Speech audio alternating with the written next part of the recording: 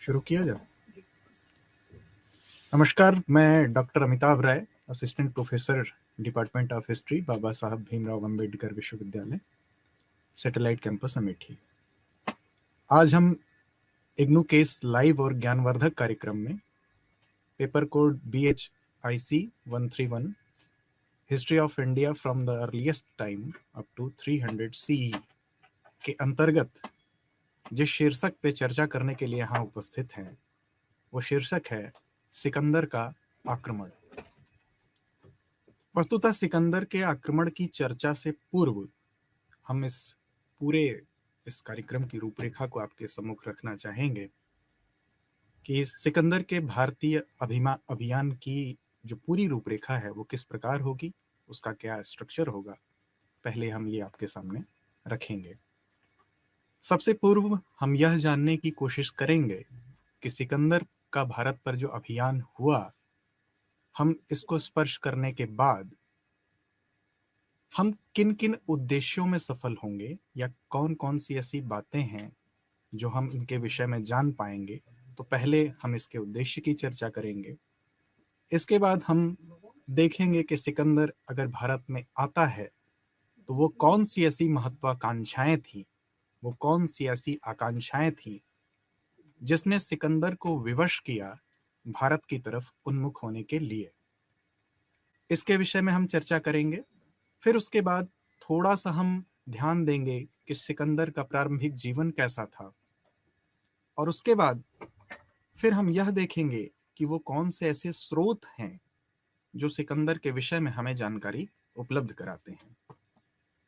स्रोतों के अलावा फिर हम ये देखेंगे कि सिकंदर जब भारत में प्रवेश करता है तो वो कौन सी ऐसी शक्तियां थी जिसका उसे सामना करना पड़ा, और क्या उसे आसानी हुई या उसे किन्हीं मुश्किलों से, किसी मुश्किल के दौर से गुजरना पड़ा। इसे भी हम देखेंगे, इसे भी स्पर्श करेंगे। और वो कौन सा ऐसा कारण था कि सिकंदर को भारत की सीमा में आने के पश्चात वापस जाना पड़ा, एक विश्व विजेता को वापस लौटना पड़ा। हम इस विषय में भी चर्चा करेंगे।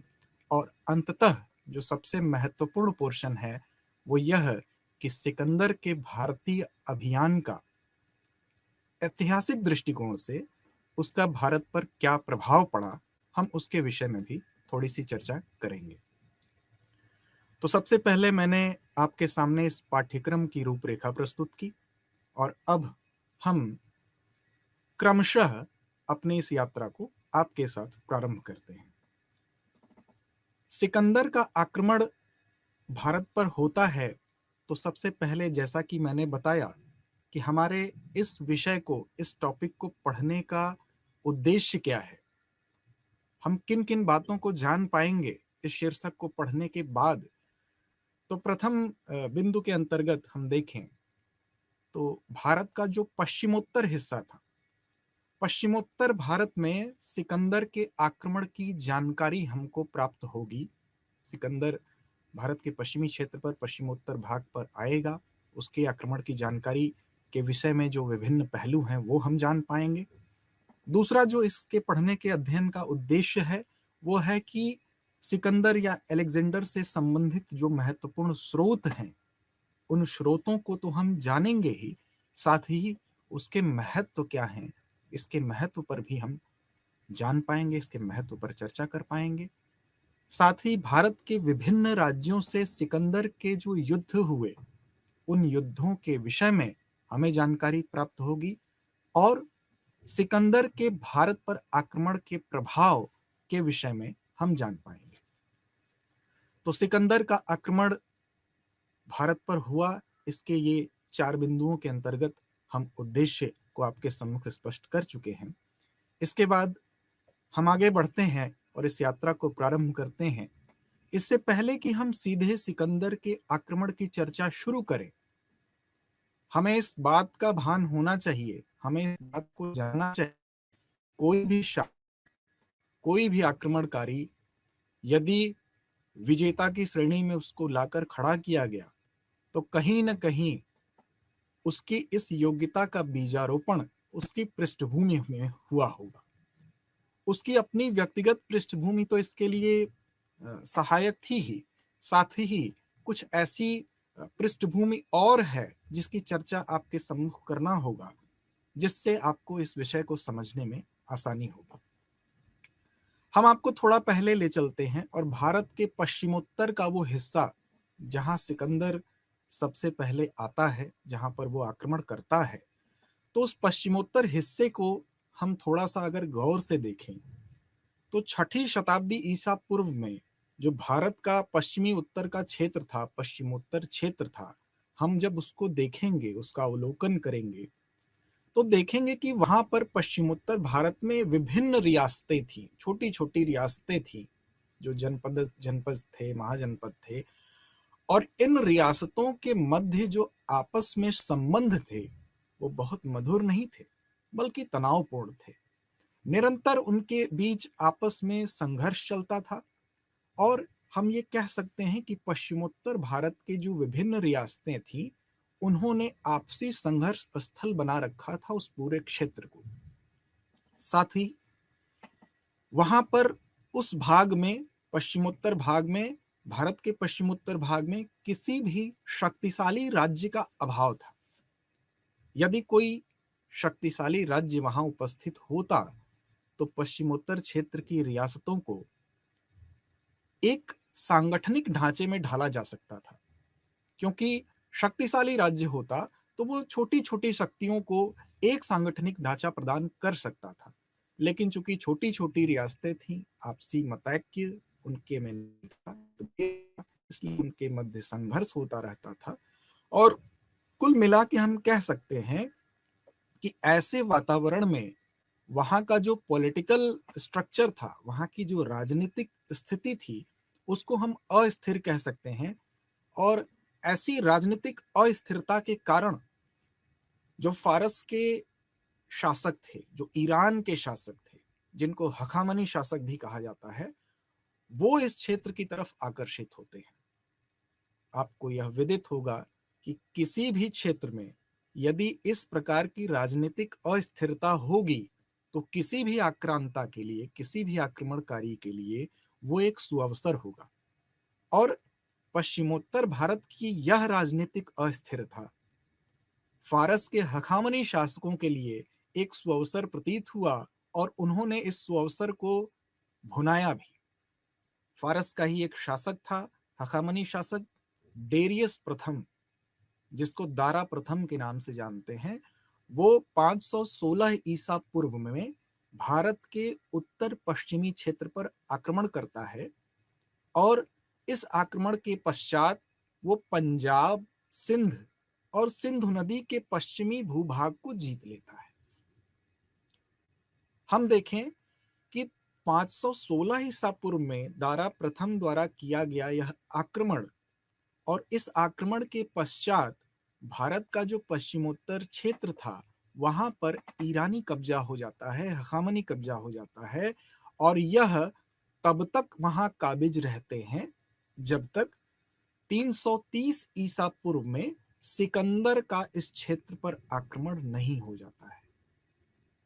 सिकंदर के इस क्षेत्र पर आक्रमण के बाद ही हखामनी वहां पे जो कब्जा था वो वहां से अपदस्थ होते हैं। और हखामनी आक्रमण के बाद, ईरानियों के आक्रमण के पश्चात पश्चिमोत्तर भारत एक, हम कह सकते हैं कि दूसरे यूरोपीय आक्रमण का शिकार हुआ, जिसे हम इतिहास में सिकंदर के नेतृत्व में होने वाले मैसिडोन आक्रमण के रूप में जानते हैं या सिकंदर के अभियान के रूप में जानते हैं। तो अमूमन हमारे दिमाग में यह बात रहती है कि सिकंदर के आक्रमण से पूर्व कोई आक्रमण नहीं हुआ, तो ये बात हमें याद रखनी होगी कि इससे पूर्व हमारे यहाँ उसी हिस्से पर हखामनी या ईरानियों का आक्रमण हो चुका था। अब बात करेंगे हम स्रोतों की। इससे पहले कि हम सिकंदर के अभियान की व्यापक चर्चा करें, एक दृष्टि हमें स्रोतों पर डालनी होगी, क्योंकि इतिहास को जानने में स्रोतों की बहुत महत्वपूर्ण भूमिका होती है, महती भूमिका होती है। स्रोत इतिहास की विश्वसनीयता के लिए इस बात का होना आवश्यक है कि हम स्रोतों का चयन किस प्रकार किया जाता है। थोड़ा सा यहाँ मैं कहूँगा कि जब हम सिकंदर के अभियान को देखते हैं तो हमें ज्यादातर जो स्रोत मिले हैं, ज्यादातर या हम कह लें कि लगभग पूरे जो स्रोत हैं वो यूनानी स्रोतों से ही हमें इसके विषय में जानकारी मिलती है। बाकी चाहे वो हिंदू स्रोत हों, जैन हों, बौद्ध हों, वो इसके विषय में जानकारी नहीं देते हैं। फिर भी जिन भी स्रोतों से हमें इसके विषय में जानकारी मिलती है उसकी चर्चा हम यहाँ करना समीचीन समझते हैं। और इन स्रोतों में भी कुछ स्रोत ऐसे हैं जो बेहद विश्वसनीय हैं, जिनमें ज्यादातर जानकारी हमें सिकंदर के अभियान के विषय में मिलती है। जिनमें सबसे पहला नाम मैं आपके सामने लूंगा वो है एरियन का।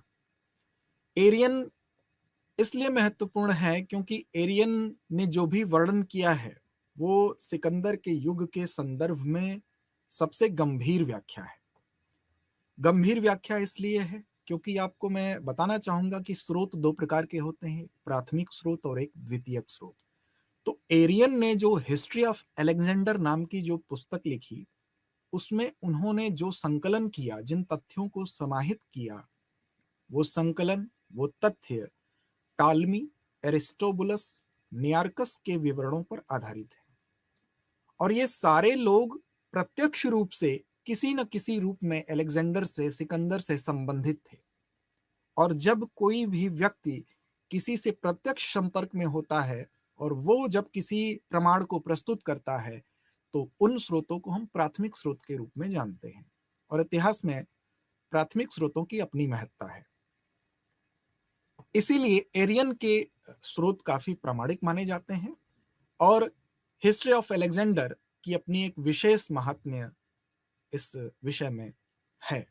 दूसरा नाम कर्टियस रूफस का है। कर्टियस रूफस के द्वारा भी हमें सिकंदर के विषय में जानकारी मिलती है। अलेक्जेंडर पर एकमात्र मौजूद लैटिन मोनोग्राफ का लेखक है ये। और एशिया में हम कह सकते हैं कि एशिया में अलेक्जेंडर के जितने भी कारनामे हैं उसका सबसे प्राचीन वर्णन कर्टियस रूफस द्वारा किया गया। तो एरियन के बाद कर्टियस रूफस भी एक ऐसे व्यक्ति हैं जिनके माध्यम से हमें इसके विषय में जानकारी मिलती है। इसके बाद एक नाम मैं आपके सामने लेना चाहूंगा जो विशेष रूप से एक जीवनी के लेखक हैं, एक यूनानी व्यक्ति हैं जो जीवनी लिखने के लिए मशहूर थे और इन्होंने सिकंदर की भी जीवनी लिखी, जिनका नाम है प्लूटार्क। तो प्लूटार्क ने जो सिकंदर की जीवनी लिखी उससे भी हमें इसके विषय में जानकारी मिलती है। इसके बाद हम जिस नाम का उल्लेख हम करेंगे वो है स्ट्रैबो।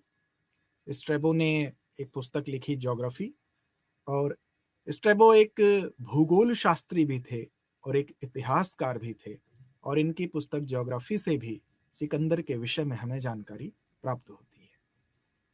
इसके बाद डायोडोरस सिरिकुलस, जिन्होंने बिब्लियांका, ये भी एक यूनानी इतिहासकार थे, लिखी, उससे भी हमें जानकारी प्राप्त होती है। और एक महत्वपूर्ण नाम नियार्कस का है जो कि अलेक्जेंडर की जो मैसिडोनियन सेना थी उसमें एक सैन्य अधिकारी था, सेना का एक अधिकारी था। उसके भी कुछ विवरण हैं, कुछ वर्णन हैं जिनको प्राथमिक स्रोतों के रूप में लिया जाता है इतिहास में। इस प्रकार ये कुछ नाम थे, एरियन, कार्टियस रूफस, प्लूटार्क, डायोडोरस, सिरिकुलस, स्ट्रैबो और नियार्कस, जिनके माध्यम से हमें सिकंदर के विषय में जानकारी मिलती है। अब हम सिकंदर की चर्चा शुरू करें, उसके अभियान को स्पर्श करें, उससे पहले एक बात मैं कहूंगा कि कोई भी विजेता, कोई भी शासक यदि महान होता है, बड़ा होता है या इतिहास में उसका विशेष स्थान होता है तो इसके पीछे इसके बीज उसकी पृष्ठभूमि में निहित होते हैं। ऐसा ही कुछ था सिकंदर के साथ भी। सिकंदर को इतिहास न पढ़ने वाला विद्यार्थी अमूमन यही जानता है कि वो यूनानी राज्य का व्यक्ति था, लेकिन वस्तुतः सिकंदर यूनान के उत्तर भाग में स्थित ओलंपस पर्वत के भी उत्तर में एक छोटा राज्य था जिसका नाम था मैसिडोनिया। मैसिडोनिया का रहने वाला था, वहीं इसका जन्म हुआ था। और मैसिडोनिया में के आसपास की जो भौगोलिक स्थिति थी, इसके उत्तर पश्चिमी भाग में बाल्कन पहाड़ी थी, इसके आसपास छोटे छोटे अन्य राज्य थे, इसके दक्षिण में ग्रीस या यूनानी राज्य था। कुल मिला के इसके आसपास के राज्यों से मैसिडोनिया का लगातार संघर्ष होता था और मैसिडोनिया के लोग अच्छे योद्धा थे। इन्होंने, अगर हम बात करें तो आगे चलकर स्पार्टा को छोड़कर लगभग सभी आस पड़ोस के राज्यों को पराजित भी किया। एक कुशल योद्धा के रूप में ये लोग जाने जाते थे।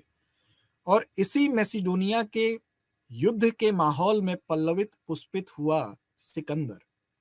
सिकंदर के पिता फिलिप द्वितीय थे। फिलिप द्वितीय भी एक बहुत ही कुशल योद्धा थे।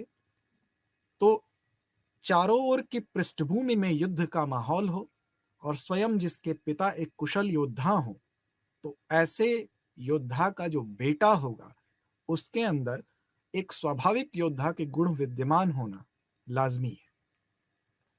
फिलिप द्वितीय ने आसपास के राज्यों को जीतकर एक लीग ऑफ कोरिंथ का भी गठन किया था। ऐसी स्थिति में हम आगे बढ़ते हुए सिकंदर के प्रारंभिक जीवन के बारे में थोड़ी दृष्टि डालेंगे। तो इसी मैसिडोनिया में 20 या 19 जुलाई, इस डेट को लेकर भी विद्वानों में थोड़ा सा मतभेद है। हालांकि 20 जुलाई थोड़ी विश्वसनीय तिथि है। तो 20 जुलाई 356 ईसा पूर्व में मैसिडोनिया, जिसको मकदूनिया भी कहते हैं, मकदूनिया के पेल्ला नामक स्थान पर सिकंदर का जन्म होता है। इनके पिता का नाम, जैसा कि पहले बताया जा चुका है, फिलिप द्वितीय था। इनकी माता का नाम ओलंपिया था और ऐसा माना जाता है कि इनकी माता एक जादूगरनी थी और एक किंवदंती कह लें या एक यूनानी साहित्य में ऐसा वर्णन है कह लें कि आकाश से बिजली चमकती है और इनकी माता ओलंपिया के गर्भ में जाती है और उसी से फिर सिकंदर का जन्म होता है। इसीलिए सिकंदर को सन ऑफ गॉड या जूस के बेटे भी कहा जाता है। आगे हम इसकी चर्चा करेंगे। सिकंदर की पत्नी का नाम रोक्सोना था। हालांकि इनकी अन्य शादियां भी हुई थी, 3 शादियां हुई थी, उनमें एक पत्नी रोक्सोना थी। इनके गुरु की यदि बात करें तो एरिस्टोटल, अरस्तु, एक महान व्यक्ति जिसकी विषय में चर्चा करना सूरज को दिया दिखाना है, father of zoology, father of biology, एक अच्छे, एक उत्कृष्ट म्यूजिशियन और ना जाने कितने गुणों से भरा हुआ एक फिलोसफर, एक इतिहासकार, एक राजनीति शास्त्री, क्या नहीं थे। ऐसे गुरु का शागिर्द होना अपने आप में एक गौरव का विषय है। तो ऐसे गुरु का शागिर्द था सिकंदर, शिष्य था सिकंदर। सिकंदर के इतिहास में कुछ अन्य नाम भी हमें सुनने को मिलते हैं, जैसे अलेक्जेंडर तृतीय, सन ऑफ गॉड, ज्यूस के बेटे, जैसा ऊपर बताया गया। अल्क सुंदर, अल्क सुंदर भी इन्हें कहा जाता है। स्कंदर, फारसी में स्कंदर, जो आगे चल के सिकंदर हो जाता है। ये कुछ इनके अन्य नाम थे। अलेक्जेंडर मैसिडोनिया भी कहा जाता है इनको। अगर हम सिकंदर के पिता की बात करें तो 359 ईसा पूर्व से लेके 336 ईसा पूर्व तक सिकंदर के पिता फिलिप द्वितीय ने शासन किया। और 336 ईसा पूर्व में एक घटना होती है, फिलिप द्वितीय की हत्या कर दी जाती है। और ऐसा माना जाता है कि फिलिप द्वितीय की इच्छा थी कि वो फारस की विजय करे और उसकी हत्या हो जाने से उसकी जो फारस विजय की इच्छा थी वो अपूर्ण रह जाती है। कुछ लोग तो ये भी कहते हैं कि फिलिप द्वितीय की हत्या में इनकी जो पत्नी थी ओलंपिया, जो सिकंदर की माता थी, उनका भी हाथ है। वो एक जादूगरनी थी और ऐसा माना जाता है कि एक बार सिकंदर के पिता फिलिप द्वितीय ने दरवाजा खोला और कमरे में प्रवेश किए तो उन्होंने देखा कि वो एक सर्प के साथ सो रही थी। उसके बाद से वो उनसे भयभीत रहने लगे और जब सिकंदर भी युवा होने लगा तो लगातार उसकी विजयें हो रही थी, जिसमें सिकंदर ने अपने युद्ध कौशल का परिचय दिया और सिकंदर अपनी माता ओलंपिया के करीब था। तो ऐसा माना जाता था कि फिलिप द्वितीय सिकंदर और उसकी माता दोनों लोगों से बाद में चल के थोड़ा भयभीत रहने लगा। और बाद में इसीलिए फिलिप द्वितीय ने एक और विवाह किया, क्लियोपेट्रा नाम की मात्र 20 वर्ष की एक कन्या से उसने शादी की, और वो चाहता था कि उससे एक अन्य पुत्र हो उसको, ताकि वो उत्तराधिकार अपना उसे सौंप दे।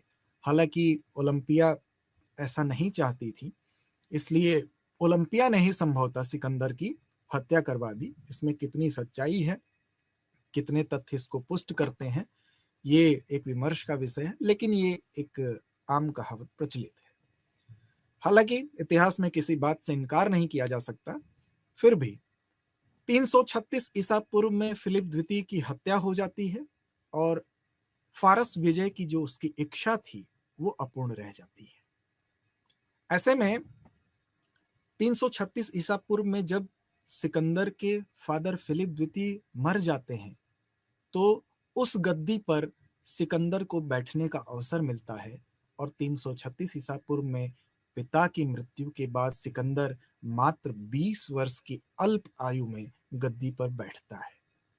एक 20 वर्ष का युवा जो कुछ प्रारंभिक विजयों से जिसका ओज अपने चरम पर था, युवावस्था में ओज वैसे ही चरम पर होता है, जब इस अल्पायु में वो गद्दी पर बैठा तो बचपन से ही वो युद्ध के माहौल में रहा था। उसके अंदर विश्व विजेता की प्रेरणा तो उसको उसके पिता से विरासत में मिली थी, लेकिन जब वो मैसिडोनिया की गद्दी पर बैठता है तो मैसिडोनिया का राजा बनने के उपरांत उसकी यह इच्छा, विश्व विजेता बनने की इच्छा, और बलवती हो जाती है और बलवान हो जाती है। उसके अगर मूलभूत गुणों की बात करें तो वो अदम्य उत्साही, साहसी और वीर तो था ही, साथ में इस अल्प आयु में गद्दी प्राप्त करने के बाद उसके इन गुणों में और अभिवृद्धि देखी गई। मैसिडोनिया और यूनान में अपनी स्थिति को अब उसने सुदृढ़ किया। मैसिडोनिया की गद्दी पर बैठा ही था, यूनान पर भी उसने अपनी स्थिति सुदृढ़ किया, और उसके बाद अपनी विश्व विजय की जो आकांक्षा थी उसको पूर्ण करने के लिए उसने एक व्यापक योजना तैयार की। आपको यह बात जानना चाहिए कि कोई भी अगर शासक महान होता है तो उसके कुछ मूलभूत गुण होते हैं। नो डाउट सिकंदर महान था कि नहीं ये तो एक पृथक विषय है, लेकिन ये एक योद्धा के रूप में उसकी महानता में कोई शक नहीं है, और इस योद्धा के रूप में उसको स्थापित करने में उसको जो उसकी प्लानिंग थी, एक गुड प्लानर था वो, गुड क्या बेस्ट प्लानर था वो, और ना सिर्फ वो प्लानिंग करता था, बल्कि उसका नियोजन भी करता था, क्रियान्वयन भी करता था। तो उसने अपनी स्थिति सुदृढ़ की, उसके बाद आगामी विजयों की एक व्यापक योजना तैयार की, और इसी क्रम में उसने फिर एशिया माइनर, सीरिया, मिस्र, बेबीलोनिया, बैक्ट्रिया, सोग्डियाना आदि पर क्रमशः विजय प्राप्त की, और उसके विजय का क्रम आगे बढ़ता रहा। 334 ईसा पूर्व से प्रारंभ उसका अभियान तब तक चला जब तक भारतीय सीमा से लौटकर बेबीलोन में उसकी मृत्यु नहीं हो गई। और अगर इस पूरे कालखंड के समय अंतराल की बात करें तो तकरीबन 12 वर्षों का जो समय है, इन 12 वर्षों के समय में वो लगातार युद्धों में, युद्ध अभियानों में संलिप्त रहा। आपको मैं बताऊं कि जब वो पेल्ला में उसका जन्म होता है, उसके बाद उसने गॉर्डियम, एसुस, अर्बेला इन युद्धों को लड़ा, और इन युद्धों को लड़ते लड़ते वो अपनी युद्ध कुशलता का परिचय दे चुका था। इसी क्रम में 331 ईसा पूर्व में जो आरबेला, या इसको गोगे मेला भी कहते हैं, आरबेला या गोगे मेला का युद्ध जो लड़ता है वो इतिहास में बहुत महत्वपूर्ण है, उसकी चर्चा थोड़ी सी यहाँ की जाएगी। बेसिकली ये युद्ध इसलिए महत्वपूर्ण हो जाता है क्योंकि इस युद्ध में दारा तृतीय के नेतृत्व की जो फारसी सेना थी, ये वही फारसी सेना, ये वही फारसी साम्राज्य जिसको पराजित करने का स्वप्न फिलिप द्वितीय ने देखा था, सिकंदर के पिता ने देखा था। इस फारसी सेना को 331 ईसा पूर्व में आरबेला या गोगे मेला के प्रसिद्ध युद्ध में इन्होंने पराजित किया, और इस पराजय को महत्वपूर्ण इसलिए माना जाता है, सिर्फ इसलिए नहीं कि इन्होंने एक युद्ध लड़ा और उसमें पराजित कर दिया, इसलिए इसकी महत्ता और बढ़ जाती है क्योंकि एक तो फिलिप द्वितीय की यह इच्छा थी कि वो इनको पराजित करे, और दूसरा, इस इच्छा को सिकंदर ने जब यहां पूर्ण किया, अपने पिता की इच्छा को पूर्ण किया, तो उसने एक ऐसे साम्राज्य को पराजित किया जो सिकंदर के साम्राज्य की तुलना में तकरीबन 40 गुना बड़ा था। अगर मॉडर्न कॉन्सेप्ट में हम बात करें तो जैसे जापान रशिया को पराजित कर दे, छोटा देश बड़े देश को पराजित कर दे, तो एक महत्वपूर्ण घटना होगी। उसी तरह से एक छोटे से मैसिडोनिया का शासक, यूनान का शासक अपने से 40 गुना बड़े साम्राज्य को पराजित करता है, तो इतिहास में एक महत्वपूर्ण बात हो जाती है। और यहां आकर उसकी जो महत्वाकांक्षा है, उसकी जो अभिलाषा है विश्व विजय की तरफ, और उन्मुख हो जाती है। जैसा कि पूर्व विदित है कि पश्चिमोत्तर भारत की राजनीतिक स्थिति इस समय कैसी थी, वो पहले ही मैंने आपको इंट्रोडक्शन में बताया। बेहद अस्थिर थी, अराजक थी, वहां पर किसी भी प्रकार की केंद्रीय सत्ता का अभाव था, और ऐसी स्थिति परिस्थिति एक आक्रांता के लिए एक सुअवसर थी। सिकंदर के लिए भी ये स्थिति सर्वथा उपयुक्त थी, और इस स्थिति का सिकंदर ने बखूबी फायदा उठाया, और हम कह सकते हैं कि 326 ईसा पूर्व के बसंत के अंत में वो निकल पड़ा भारत विजय के लिए। 326 ईसा पूर्व के बसंत के अंत में वो भारत के लिए चलता है, और पश्चिम उत्तर भारत में इस समय हम देखेंगे अनेक छोटे छोटे जनपद, राजतंत्र, गणतंत्र विद्यमान थे। और इन राजतंत्र, गणतंत्र और जनपदों में अगर आपस में वैमनस्य नहीं होता तो शायद इतिहास पृथक हो सकता था। अगर ये एकजुट होके सिकंदर के अभियान का प्रतिरोध करते तो शायद परिणाम पृथक हो सकता था, लेकिन इतिहास और नियति को तो कुछ और ही मंजूर था। पारस्परिक द्वेष, घृणा और संगठित प्रतिरोध के अभाव में इन सारे क्षेत्र के छोटे छोटे राजवंशों ने एक सांगठनिक ढांचा उपस्थित करने में, एक सांगठनिक प्रतिरोध उपस्थित करने में असफलता को जाहिर किया, और वो प्रतिरोध हमें सिकंदर के सम्मुख दिखाई नहीं दिया। और इस अस्थिर स्थिति का लाभ उठाते हुए सिकंदर दोगुने उत्साह से इस ओर चल पड़ता है। हेमचंद्र राय चौधरी ने तात्कालिक समय में 28 स्वतंत्र शक्तियों का भी उल्लेख किया है जो इस समय यहाँ पर शासन कर रही थी, जिसमें आस्पेशियन, तक्षशिला, अभिसार, पुरु राज्य, गांधारिस, अंबस्ट, पाटल आदि का नाम उल्लेखनीय है। सिकंदर के जो समकालीन यूनानी लेखक हैं, उन्होंने भी इन राज्यों के आपसी मतभेद पर प्रकाश डाला है। जैसे उदाहरण के तौर पर हम देखें, कर्टियस कहता है कि तक्षशिला के राजा आम्भी और कैकेय नरेश पोरस, इनके बीच में आपस में शत्रुता थी। एरियन कहता है कि पोरस और अबिसेयर्स मालव व शूद्रकों पर हमला कर रहे थे। पोरस और पोरस के भतीजे के संबंध खराब थे। संबोस और मोसिकनोस के मध्य शत्रुता थी, और इसी आपसी घृणा ने सिकंदर के काम को आसान बना दिया। शायद ये प्रश्न हमारे सामने है कि अगर ये आपस में संगठित होते तो परिणाम पृथक हो सकता था, लेकिन इनकी आपस की वैमनस्यता ने सिकंदर के कार्य को और आसान बना दिया, और यहां से सिकंदर का सिंधु की ओर प्रस्थान होता है।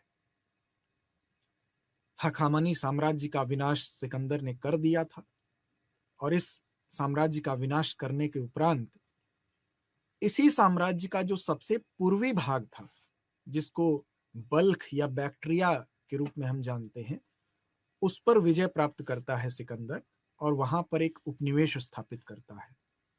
सिकंदर को विजय प्राप्त करके उपनिवेश स्थापित करने में और नए नए शहर बसाने में, शहरों का नामकरण करने में बड़ी दिलचस्पी थी। तो इस क्रम में उसने बल्ख या बैक्ट्रिया में एक उपनिवेश की स्थापना की, और हम बताएं कि जब वो बल्ख बैक्ट्रिया में उपनिवेश स्थापित करता है इससे पूर्व वो हखामनी साम्राज्य के कुछ बहुत महत्वपूर्ण ऐतिहासिक शहरों पर अधिकार कर चुका था, जिसमें कुछ नाम उल्लेखनीय हैं, जैसे एकबताना, सूसा, पर्सिपोलिस। ऐसे महत्वपूर्ण ऐतिहासिक शहरों पर उस काबिज हो चुका था।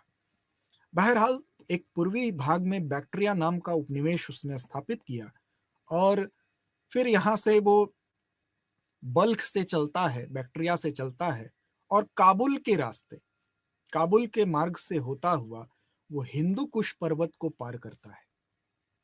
आपको बताऊं कि हिंदू कुश पर्वत का जो एरिया है वो सिकंदर के लिए कोई आसान काम नहीं था।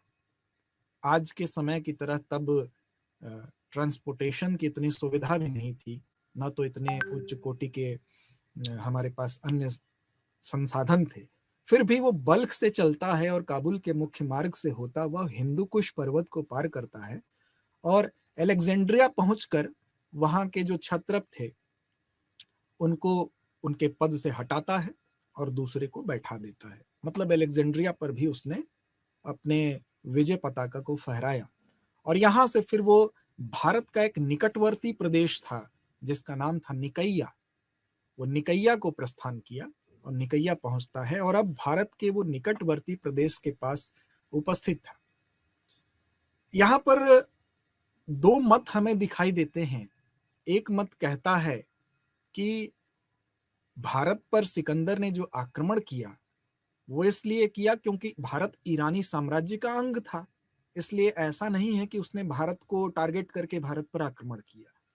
लेकिन दूसरा मत जिसमें एरियन कहता है कि नहीं, ऐसा नहीं है, सिकंदर का भारत पर जो अधिकार है या आक्रमण है वो इसलिए हुआ क्योंकि सिकंदर भारत पर अधिकार करने का इच्छुक था। तो खैर जो भी रहा हो, निकैया के समीप एक राजा थे, तक्षशिला के राजा थे जिनका नाम था आम्भी, और आम्भी के नेतृत्व में यहाँ पर सिकंदर से एक दूत मंडल मिलता है और न सिर्फ वो सिकंदर से मुलाकात करता है बल्कि सिकंदर को वो बहुमूल्य भेंट भी देते हैं जिनमें ढेर सारी बहुमूल्य वस्तुएं और हाथी थे। और इतना ही नहीं बल्कि आपको सोच के आश्चर्य होगा कि सिकंदर को आम्भी द्वारा सहायता का आश्वासन भी दिया जाता है। सिकंदर ने खुद कहा था कि जब वो आम्भी की सेना को देखा तो वो अंदर से भयभीत हो गया, लेकिन आम्भी ने सिकंदर के बारे में जो सुन रखा था, आम्भी ने पहले ही उसके सामने अपने शस्त्र अस्त्र डाल दिए, आत्मसमर्पण किया। न सिर्फ आत्मसमर्पण किया बल्कि उसकी तरफ उसको भेंट दिया, उसको सहायता का आश्वासन दिया। हम कह सकते हैं कि लिखित इतिहास में अपने देश के प्रति विश्वासघात का यह पहला दृष्टांत है। हिंदू कुश के उत्तर में शशिगुप्त नाम का एक शासक था, उसने भी इसकी अधीनता स्वीकार की और उसने भी यही कार्य किया। अब आप कल्पना करिए कि जो सिकंदर आम्भी की सेना को देखकर भयभीत होता है, अगर उसके सामने आत्मसमर्पण की बजाय एक दृढ़ प्रतिरोध सामने होता तो शायद परिणाम कुछ और होता। लेकिन इन घटनाक्रमों ने सिकंदर के मनोबल को और बढ़ा दिया और युद्ध में विजय प्राप्त करने के लिए मनोबल एक बहुत बड़ा कारण होता है। हम दूसरे देश की सेना पर विजय प्राप्त करने के लिए उसके मनोबल को तोड़ते हैं और यहाँ तो पहले ही हम विरोधी के मनोबल को उच्च कर रहे हैं, उसके सामने हमने बहुमूल्य भेंटें दी, वस्तुएं दी, हाथी गिफ्ट कर रहे हैं। तो इन घटनाओं ने सिकंदर के मनोबल को बहुत बढ़ा दिया। अब यहां से सिकंदर द्वारा सेना को दो भागों में बांटा गया। एक भाग जो कि खैबर दर्रे से सिंधु तक जिसको पहुंचना था, उसको उसने अपने दो कमांडर हेफेस्तियान और पेरडियस के नेतृत्व में भेजा और दूसरे हिस्से का नेतृत्व उसने खुद संभाला। दूसरा मार्ग जो था जिसका नेतृत्व सिकंदर ने खुद संभाला वो कुनार और स्वात घाटी से होता हुआ आगे बढ़ा। पहला भाग जो कि हेफेस्तियान और पेरडियस के नेतृत्व में खैबर दर्रे से चला, उसको रास्ते में पश्चिमी गांधार जिसको पुष्कलावती कहते हैं, पुष्कलावती पश्चिमी गांधार का जो शासक था अष्ट, अष्ट के प्रतिरोध का सामना करना पड़ा। और अष्ट के प्रतिरोध की तीव्रता क्या थी, उसकी इच्छा क्या थी, उसका अनुमान सहज इस बात से लगाया जा सकता है कि 30 दिनों तक युद्ध हुआ और अंत तक अष्ट ने इनके विरुद्ध युद्ध किया, वीरता से युद्ध किया और लड़ते लड़ते वीर गति को प्राप्त किया। खैर, पुष्कुलावती पर सिकंदर की सेना जो हेफेस्टियन और पेडियस के नेतृत्व में थी, वो विजय प्राप्त करती है और वो आगे सिंधु नदी के मुहाने पर पहुंच जाती है। इधर दूसरा हिस्सा जिसका नेतृत्व स्वयं सिकंदर कर रहा था, वो आगे बढ़ती है तो कपिशा और तक्षशिला के बीच में उनको अनेक ऐसी जनजातियों से उनका सामना होता है जो कि स्वाधीनता प्रिय थी। ऐसी तमाम छोटी छोटी जनजातियां थीं जिन्होंने आंधी की तरह शस्त्र नहीं डाले, बल्कि उन्होंने युद्ध किया, सिकंदर की सेना का सामना किया। कुछ ऐसी भी जनजातियां थीं जिन्होंने बिना प्रतिरोध के आत्मसमर्पण किया। लेकिन कुनार घाटी के अस्पेशियन, निसा, गौरियन, ये कुछ जनजातियां थीं। इसके बाद अश्वकों का उल्लेख यहां करना आवश्यक है। अश्वक जिनकी राजधानी मसग थी, इसका इतिहास में विशेष स्थान इसलिए है क्योंकि अश्वक की जो गणजाति थी, वहां पर वहां की स्त्रियों द्वारा युद्ध का कमान संभाला गया।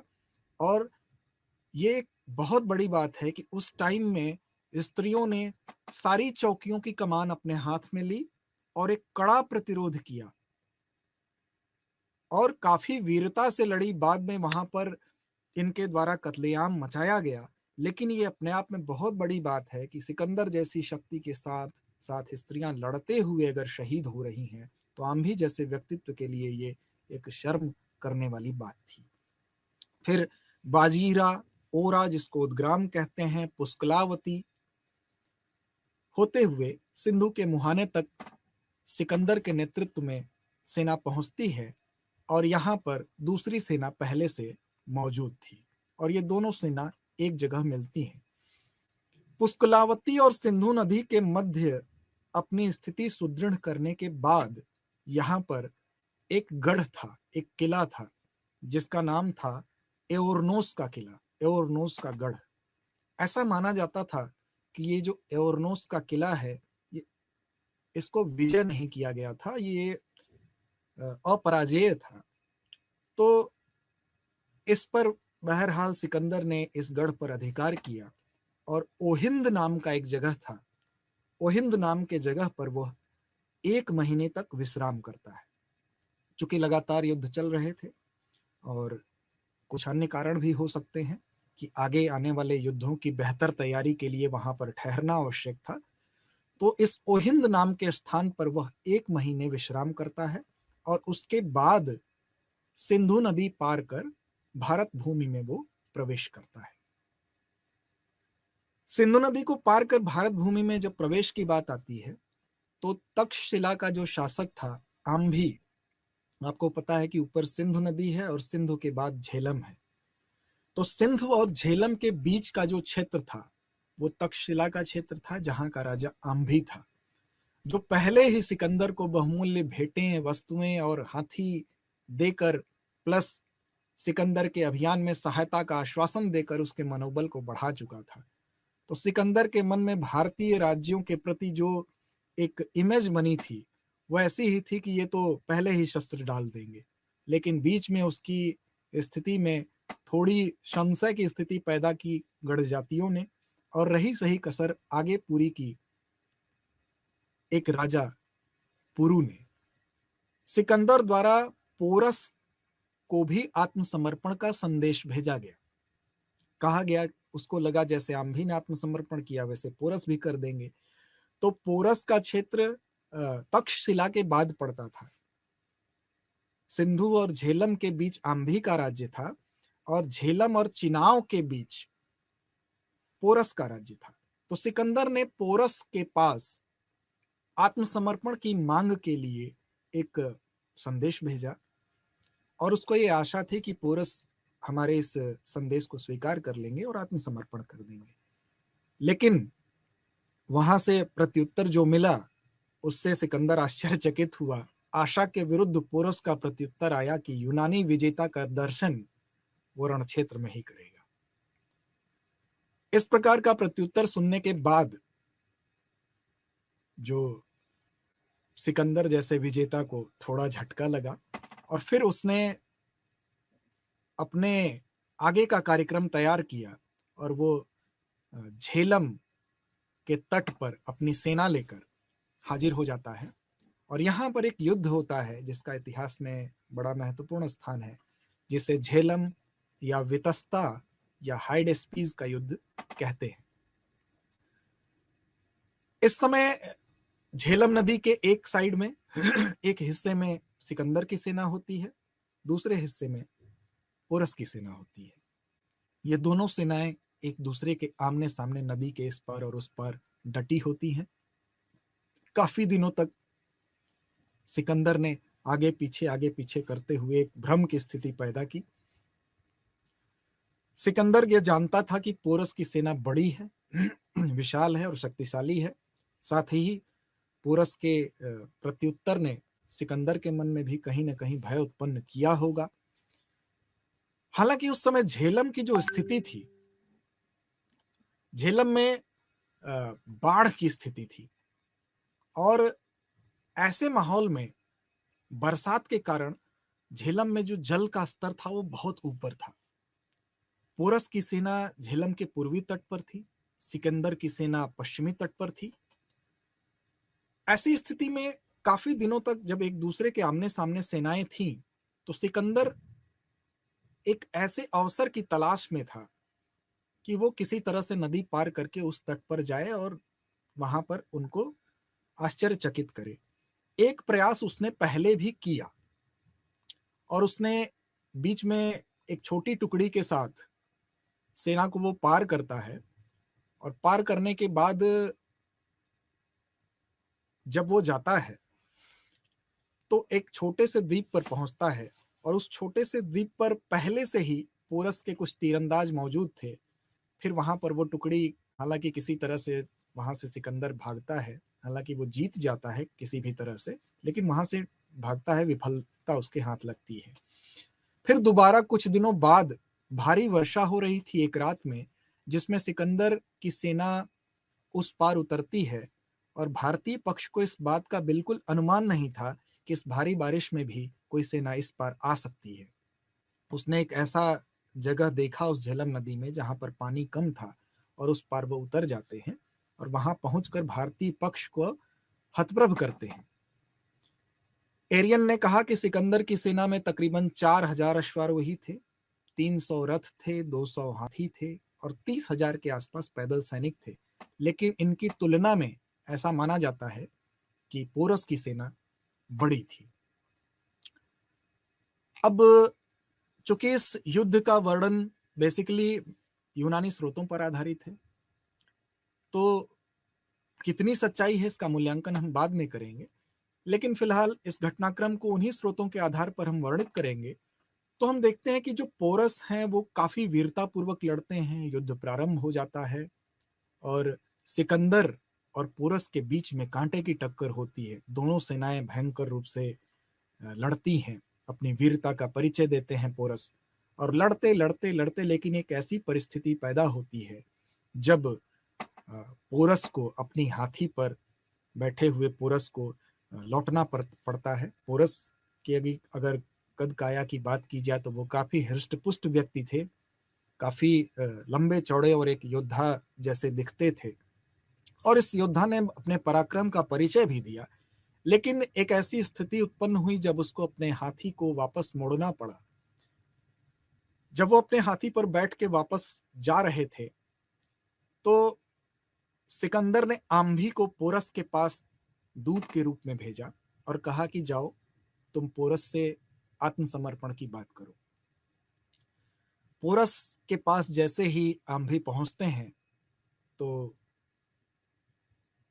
आंधी को देखते ही पोरस के खून में उबाल आता है और वो उसे देशद्रोही कहते हुए संबोधित करता है, आग बबूला होता है और उस पर अपने भाले से प्रहार करता है। एक सिक्के पर इस चित्र को दर्शाया भी गया है, उसी के आधार पर यह वर्णन किया गया है। और फिर आम्भी किसी तरह से उस प्रहार से हालांकि बच जाता है, वापस लौटता है और लौटने के उपरांत फिर एक आपसी विमर्श के बाद दूसरा दूत मंडल पोरस के बाद पास भेजने का निर्णय लिया गया और इस बार पोरस के ही एक मित्र थे जिनका नाम मेरूस था। मेरूस के नेतृत्व में एक दूसरा दूत मंडल इनके पास भेजा गया। इस बार पोरस आत्मसमर्पण के लिए तैयार होते हैं। ध्यान रखिएगा, ये यूनानी स्रोतों के आधार पर बात हो रही है। कितनी सत्यता है उस पर हम आगे चर्चा करेंगे। बहरहाल इनके अकॉर्डिंग आत्मसमर्पण के लिए पोरस तैयार होते हैं और सिकंदर के सामने उपस्थित किए जाते हैं, लाए जाते हैं।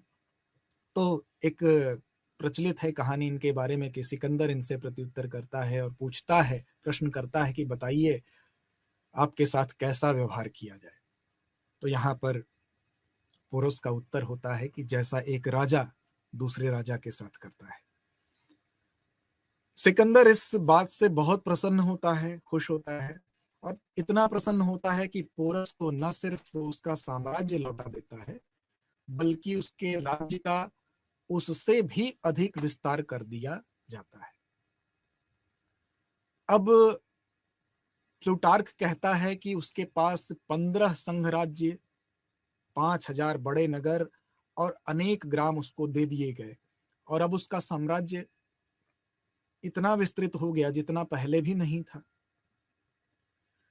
अब कोई राजा कोई युद्ध लड़े, उसमें पराजित हो जाए, फिर भी उसके साम्राज्य का विस्तार हो जाए, तो हम तो यही कहेंगे कि पोरस की पराजय भी जय में परिणत हो गई।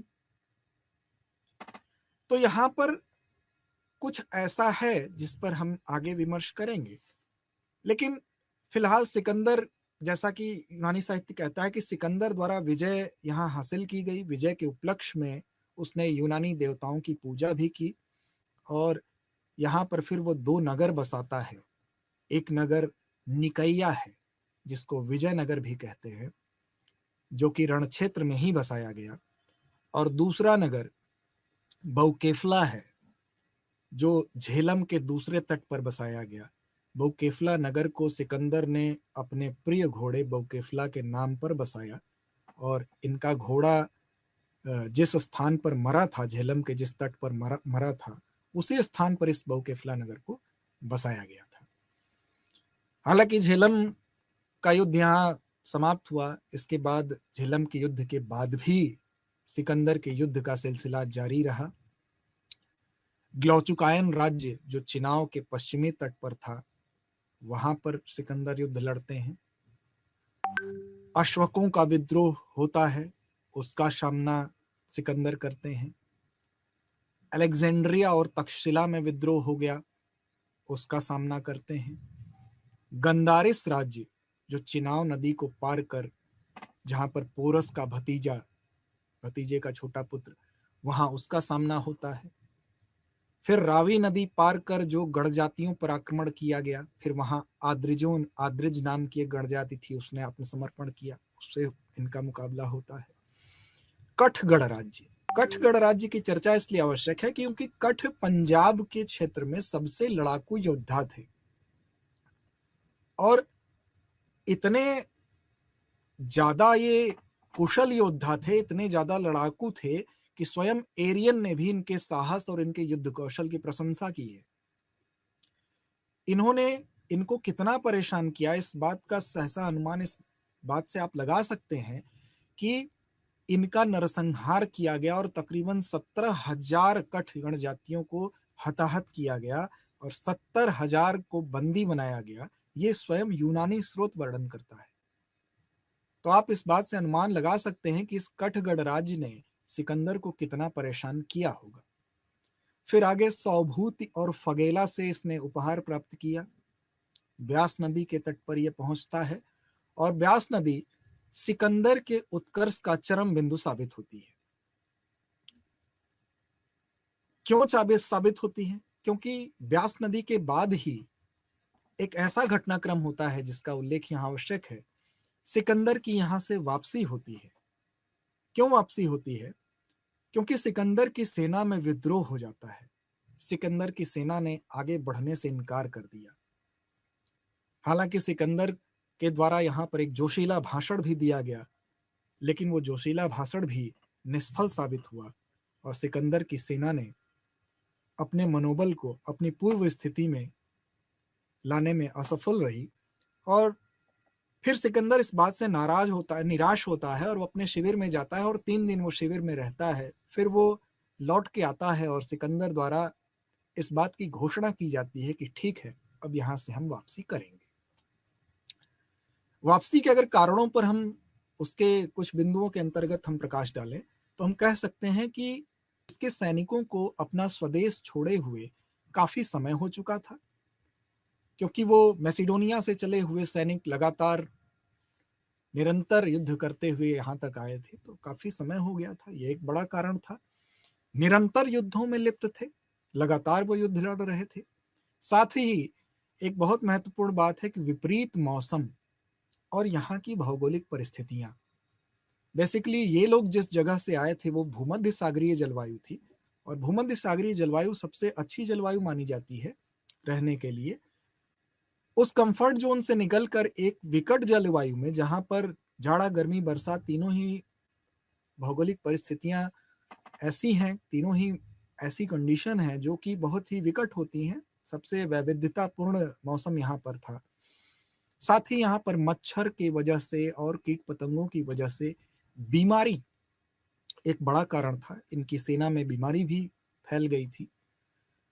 इसके अलावा इसके बाद जहां इनको जाना था वहां एक बहुत ही शक्तिशाली साम्राज्य शासन कर रहा था। व्यास के पूर्व में नंदों का शक्तिशाली साम्राज्य था। वहां पर उसका सामना करने में इनको भय इनके अंदर व्याप्त था। नंदों के अमात्य ने चतुराई की कि इनकी सेना में अपने कुछ गुप्तचर भेज के यह भ्रांति फैला दी कि उनका साम्राज्य बहुत शक्तिशाली है या इस तरह की, ताकि उनका मनोबल तोड़ा जा सके। तो कुल मिला के ब्यास और झेलम के मध्य का संपूर्ण क्षेत्र पोरस के अधिकार में सौंप कर फिर वापसी करते हैं और चिनाव पार कर झेलम पर आगमन होता है। फिर मालव और शूद्रक गण के संगठित प्रतिरोध का यहाँ पर उनको सामना करना पड़ता है। इन्हीं लोगों ने, मालव और शूद्रक गणों ने सिकंदर को घायल भी कर दिया था।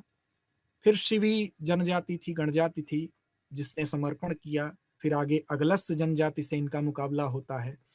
यहाँ के स्त्रियों बच्चों को ये लोग आग के हवाले कर देते हैं और स्वयं ये लोग लड़ते लड़ते मारे जाते हैं। दक्षिणी पश्चिमी पंजाब में अम्बष्ट, छत्री, बसात इन्हें अधीनता स्वीकार कर ली और विजय के अंतिम दौर में सिंध के निचले भागों को ये फिर जीतता है और सोगडोई, मुसिक राज, सांबोस एक पहाड़ी राजा थे, आदि को ये जीत लेता है। यहाँ पर ब्राह्मणों का प्रबल प्रतिरोध देखने को मिलता है कि ब्राह्मणों ने विदेशियों के विरोध को जनता का धर्म बताया और कहा कि सिकंदर की अधीनता स्वीकार करने वाले तुम देशद्रोही हो। और इस प्रकार की जो धारणा ब्राह्मणों ने फैलाई, उसमें इनकी प्रेरणा से मुसिक नरेश और आक्सिनोस ने यूनानी अधीनता का जुआ भी उतार फेंका। हालांकि ये सभी विद्रोही फिर परास्त हो गए। फिर सिकंदर पाटल पहुंचता है और यहाँ एक नए क्षत्रप पिथोन को बनाता है और पाटल जो जगह था वो इसकी अंतिम विजय के रूप में जानी जाती है। और 325 ईसा पूर्व के सितंबर माह में पाटल से यूनान को प्रस्थान करता है और जेड्रोसिया के रेगिस्तानी भाग से होता हुआ ये बेबीलोन पहुंचा और 2 वर्ष के बाद 323 ईसा पूर्व में बेबीलोन में इसकी मृत्यु हो जाती है। कुछ लोग कहते हैं मलेरिया से मरा, कुछ लोग कहते हैं आर्सेनिक से मरा, कुछ लोग कहते हैं युद्ध के घाव से। हालांकि इसकी पुष्टि नहीं है। खैर जो भी हो, 2 वर्ष बाद 323 ईसा पूर्व में बेबीलोनिया में इसकी मृत्यु हो जाती है। अब सवाल उठता है कि पराजय या विजय? कुछ लोग कहते हैं सिकंदर की विजय हुई, पर इस पर विचार करना आवश्यक है। हमें यह ध्यान रखना होगा कि जिन स्रोतों में इसको विजय दर्शाया गया है वो स्रोत कहाँ के हैं? वो स्रोत यूनानी है, ईरानी है। तो इसमें महिमा मंडन किया गया है, ऐसा भी तो हो सकता है, क्योंकि एक विश्व विजेता अचानक अपने विरोधी को राजपाट सौंपकर वापस चला जाए, साथ ही अन्य समकालीन साहित्यों में इसका वर्णन न हो, तो ये एक विमर्श का विषय है, क्योंकि सीधे सीधे पराजय कहना उचित नहीं जान पड़ता है। इस पर विमर्श की आवश्यकता है, शोध की आवश्यकता है। अंततः हम सिकंदर के आक्रमण के प्रभाव की चर्चा करते हैं। तो प्रभाव को देखेंगे तो विद्वानों में थोड़ा मतभेद है। एक और यूनानी लेखक इसको एक बहुत बड़ी घटना बताते हैं, वहीं प्लूटार्क कहता है कि यदि सिकंदर पर आक्रमण न होता तो बड़े बड़े नगर ना बसते। जूलियन कहता है कि सिकंदर ने ही भारतीयों को सभ्यता का पाठ पढ़ाया, मतलब इससे पहले भारतीय सभ्य नहीं थे। तो ये थोड़ी अतिरंजना से परिपूर्ण बात लगती है। वहीं अनेक विद्वानों द्वारा यह भी कहा गया कि यह आक्रमण नितांत महत्वहीन था। विंसेंट स्मिथ ने कहा कि भारत अपरिवर्तित रहा, भारत का यूनानीकरण नहीं हुआ। कोई भी भारतीय लेखक, चाहे वो हिंदू हो, बौद्ध हो, जैन हो, सिकंदर के आक्रमण का संकेत नहीं करता है, तो यह भी एक संशय का विषय जान पड़ता है। तो फिर भी एक मध्यम मार्ग लेते हुए हम यह कह सकते हैं कि कुछ प्रभाव तो अवश्य हुए, जिनमें अप्रत्यक्ष रूप से हम कहें तो पश्चिमोत्तर भारत में एक राजनीतिक एकता की स्थापना हुई, क्योंकि इन लोगों ने छोटे छोटे राजवंशों को जीता, उनको एक सांगठनिक ढांचा दिया, 4 प्रांतों में विभाजित किए, बाद में मौर्यों ने उस पर काबिज हुए मौर्य। तो अप्रत्यक्ष रूप से ये इनकी मंशा नहीं थी, लेकिन पश्चिमोत्तर भारत में एक राजनीतिक एकता की स्थापना हुई। फिर भारत के पश्चिमी देशों के साथ व्यापारिक संबंध दृढ़ हुए, व्यापार वाणिज्य में प्रगति हुई। पश्चिमोत्तर भारत में यूनानी उपनिवेश जैसे निकैया, बौकेफला, सिकंदरिया आदि का निर्माण हुआ। भारत और यूनान के मध्य जो समुद्री और स्थलीय मार्ग हैं वो खुल गए। भौगोलिक ज्ञान का विस्तार होता है। यूनानी मुद्रा के अनुकरण पर उलूक शैली में सिक्के ढाले जाते हैं। और पश्चिमी एशिया व भारत के संपर्क से जो नगरीकरण की प्रक्रिया है वो भी तीव्र होती है। अगर सांस्कृतिक प्रभावों की बात करें तो इंपीरियल सिस्टम, शाही व्यवस्था, हिंदू राजतंत्र का एक स्थायी तत्व बन जाती है। और मौर्य स्तंभों के शीर्षकों पर अंकित जो पशु आकृति है उस पर भी हमको यूनानी प्रभाव दृष्टिगत होता है। यूनानी प्रभाव से गांधार कला शैली का विकास हुआ। भारतीय कालक्रम को एक ठोस आधार भी प्राप्त होता है। और ऐसा नहीं कि केवल यूनानियों से भारतीय प्रभावित हुए, बल्कि भारतीयों का भी प्रभाव यूनानियों पर हुआ। विशेष रूप से यहाँ भारतीय दर्शन का उल्लेख करना आवश्यक है, क्योंकि भारतीय दर्शन का यूनानियों पर बहुत गहरा प्रभाव पड़ा। यूनानी दार्शनिक पाइथागोरस पर भारतीय दर्शन का स्पष्ट प्रभाव है। भारतीय काष्ठकला, नाव, जहाज, रथ आदि से वो प्रभावित हुए। यहाँ के बैल काफी उन्हें पसंद आए। 2 लाख अच्छी नस्ल के बैल वो ले गए। इसके अलावा सेल्यूकस निकेटर की पुत्री से चंद्रगुप्त का विवाह होता है, जिनसे सांस्कृतिक आदान प्रदान होता है। मोटे सलवट वाले कपड़े, घुघराले बाल जिससे कायलोबीज कहते हैं, मूछें, शरीर सौष्ठव, सूसा एक बताना के स्तंभों की चमक मौर्य स्तंभों में परिलक्षित होती है। साथ ही कुछ शब्द जैसे काली मिर्च को यवन प्रिया, पर्दा को यवनिका जैसे शब्दों का भारत में प्रचलन हुआ। तो हम कह सकते हैं कि सिकंदर के अभियान का सामाजिक, राजनीतिक, आर्थिक और सांस्कृतिक क्षेत्र में दोनों तरफ कुछ न कुछ प्रभाव अवश्य पड़ा। मुझे उम्मीद है कि आज के इस ज्ञानवर्धक पहलू को मैंने स्पर्श करने की कोशिश की। आपके ज्ञान में यह अभिवृद्धि करेगा और आगे भी हम इसको निरंतर ऐसे ही इग्नू के लाइव कार्यक्रम के माध्यम से संचालित करते रहेंगे। आपको बहुत बहुत धन्यवाद।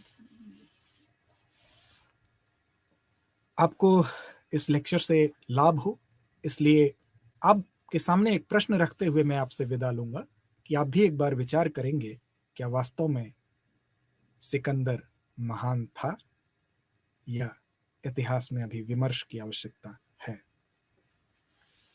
ठीक है, धन्यवाद, नमस्कार।